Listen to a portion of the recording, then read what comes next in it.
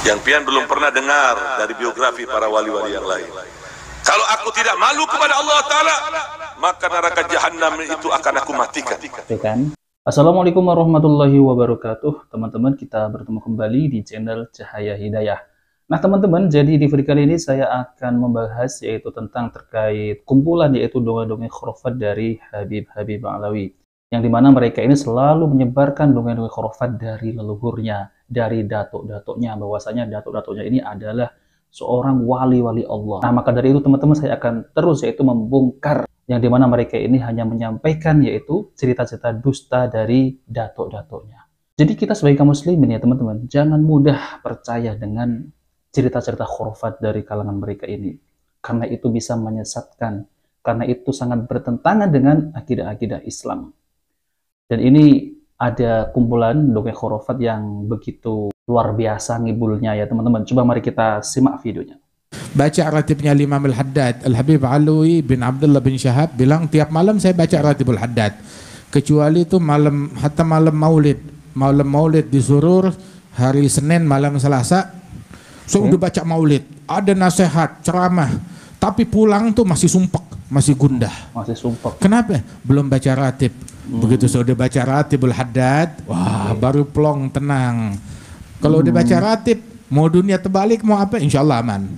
Oh, jadi sehabis membaca yaitu Ratib Al-Haddad ya teman-teman, itu dunia itu plong gitu ya.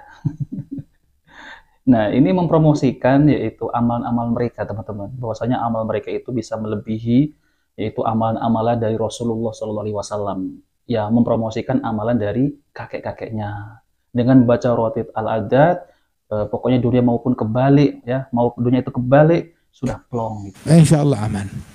Insya Allah aman. Kata tani malam Jumat baca ratib. Bukan seminggu sekali. Saya ikut majelis ratib seminggu sekali atau sebulan sekali. Ya nggak apa-apa, bagus buat ngelatih kita biar kita terbiasa. Jadi bisa kita amalin rutin tiap malam. Apalagi sama keluarga kita baca atau mereka baca. Jangan ditinggalkan daripada ratib Al-Haddad tersebut. Dibaca ratib ini di semua masjid yang ada di Tarim. Bahkan dunia kebalik saja. Dengan membaca Ratib Al-Haddad itu adem. Ini dari mana teman-teman ya? Amalan semacam ini dari mana coba teman-teman? Jadi kita itu kalau mengikuti amalan-amalan itu sudah banyak sekali teman-teman, yaitu yang sesuai dengan sunnah Nabi Shallallahu Alaihi Wasallam, sesuai yang diajarkan oleh Nabi itu banyak sekali dan banyak fadilah-fadilahnya.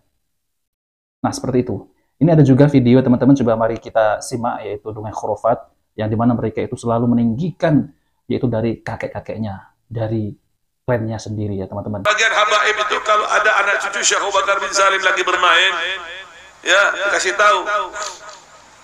Sini Ikam, aku tahu Ikam ini keturunan Nabi habaib, tapi hati-hati dengan anak turunan Syekh Abu Bakar bin Salim. Kan teman-teman.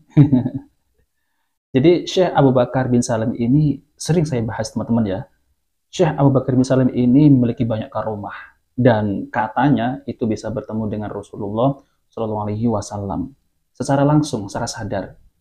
Dan apa namanya itu yang disebut Syekh Abu Bakar bin Salim ini itu adalah memiliki karomahnya juga bisa memadamkan api neraka.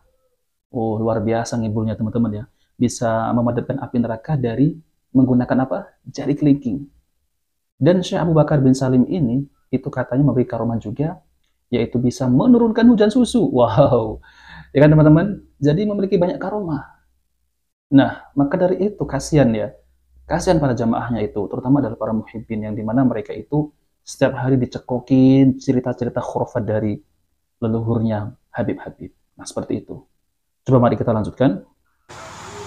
Anak turunan Syekh Abu Bakar bin Salim ini yang beriman bertakwa kepada Allah Ta'ala semuanya wali min awliyaillah. Berhati-hatilah kalian. Yang ditakutkan murka Allah Ta'ala datang kepada. Nah, teman-teman, jadi mereka itu selalu mengancam gitu ya. Jadi hati-hati dengan keturunan Syekh Abu Bakar bin Salim ini. Semua wali Allah. Jadi kita sebagai kaum muslimin, terutama adalah kaum muslimin pribumi ini, itu diancam. Nanti ente kualat. Nah sekarang ini, kita ini jangan takut-takut kualat teman-teman. Pedoman kita adalah Al-Quran dan hadis Nabi SAW dan pemahaman para sahabat. Dan kita juga tidak meninggalkan 4 imam mazhab. Jadi tidak usah takut kualat teman-teman. Karena ajarannya mereka itu sangat menyimpang sekali dari ajaran Ahlus Sunnah wal Jamaah. Nah, seperti itu ya teman-teman. Jadi nggak usah takut kualat ya. Karena apa teman-teman? Yang disampaikan itu hanya cerita-cerita dusta, bohong, selalu meninggikan leluhurnya. Padahal cerita itu adalah cerita-cerita yang tidak ada, tapi diada-adakan. Coba mari kita lanjutkan. Karena Syekh Abu Bakar bin Salim ini sangat luar biasa. Luar biasa. Bahkan ucapan beliau mengatakan, kalau aku tidak malu kepada Allah. Ini yang sangat luar biasa. Yang pian belum pernah dengar dari biografi para wali-wali yang lain. Kalau aku tidak malu kepada Allah Ta'ala, maka neraka jahanam itu akan aku matikan. Kalau aku tidak malu kepada Allah Ta'ala, maka neraka jahanam itu akan aku matikan. Itu kan ya teman-teman. Ya, jadi saya sudah bilang. Ya. Ini yang mengisahkan itu bukan Habib 1, 2, 3, 4, 5. Tapi banyak. Karena apa? Karena itu ada di dalam kitab-kitab mereka. Berbeda kalau mereka itu hanya gedabur sendiri tanpa ada landasan. Mungkin Habib-Habib yang lain ini tidak ikut-ikutan. Nah, kenapa Habib-Habib yang lain ini ikut-ikutan? Ya karena ada kitabnya. Ada itunya, pegangannya. Padahal kitab itu kitab yang dikarang-karang oleh entah itu Habib siapa ya, yang menulis karomah-karomah para wali dari leluhurnya. Ya.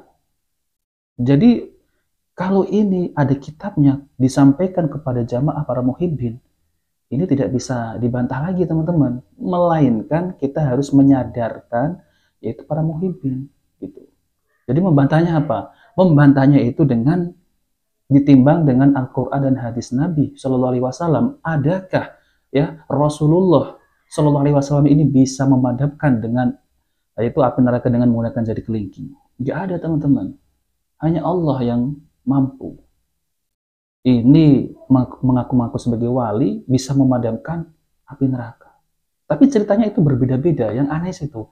Yang satu mengatakan bisa memadamkan api neraka menggunakan jari kelingking. Yang satu kalau aku nggak malu dengan Allah, maka saya padamkan api neraka.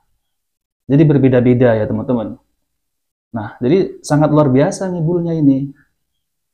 Kasihan semestinya saya itu ke jamaah, para muhibbin yang sudah lama terdoktrin, dicokokin dongeng-dongeng khurafat dari leluhurnya. Jadi saya sebagai kaum muslimin ini ikut prihatin gitu teman-teman, sesama kaum muslimin terutama pribumi ya, ikut prihatin. Kok bisa ya mereka itu percaya cerita-cerita khurafat yang ya sangat jauh sekali. Jadi seakan-akan ingin menandingi yaitu mukjizat Rasulullah SAW. Dan pada intinya mereka itu ingin dikultuskan seperti para nabi dan rasul. Nah seperti itu teman-teman. Ayo kita sebagai kaum muslimin, ayo kita tinggalkan ya dongeng-dongeng khurafat yang semacam ini. Karena tidak ada manfaatnya sama sekali. Tidak ada faedahnya sama sekali. Ayo kita kembali kepada Al-Quran dan hadis Nabi SAW sesuai dengan pemahaman para sahabat. Kita tidak akan bisa dikibulin oleh golongan-golongan ini yang tidak bertanggung jawab. Karena ajarannya berbeda teman-teman ya.